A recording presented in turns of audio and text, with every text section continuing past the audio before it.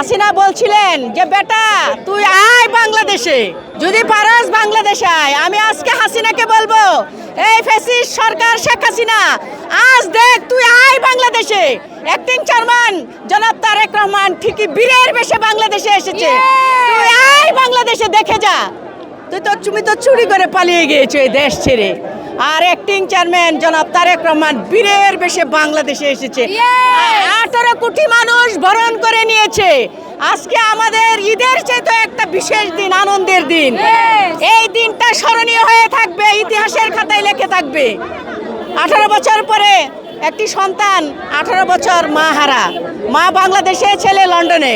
এই যে মায়ের কষ্ট, মায়ের আর্তনাদ, আমাদের রক্তক্ষরণ হয়েছে। আমাদের করণীয় কিছু নেই। আমরা 16টা বছর রাজপথে ছিলাম, আমরা বৃষ্টিতে ভিজেছি, রোদে পড়েছি, আমরা আনন্দ রাস্তা, আমরা কোনোদিন রাজপথ ছাড়ি নাই। রাজপথ আমরা ধরে রেখেছি লং টাইম, দীর্ঘ 16 বছর আমরা রাস্তায় ছিলাম। কিন্তু ফ্যাসিস্ট সরকার হাসিনার কাছে আমরা মাথা নত করি নাই। আজ আমাদের নেতা বীরের বেশে বাংলাদেশে এসেছে, এটা আমাদের 18 কোটি মানুষের বড় পাওয়া। আমি ডক্টর ইউনূস সাহেবকে আমি ধন্যবাদ জানাই। আমি লক্ষ কোটি শুকরিয়া, উনার কারণে আজকে নিরাপত্তা পেয়েছে, সিকিউরিটি পেয়েছে।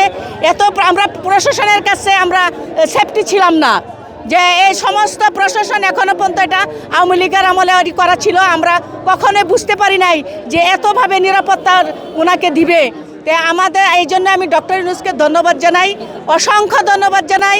আপনার কারণে আজকে আমাদের নেতা এই বাংলাদেশের মাটিতে ফিরে আসছেন। বাংলাদেশ আসছে, বাংলাদেশ আসছে, মা মাটি ডাকছে, তারেক রহমান আসছে, মা মাটি ডাকছে।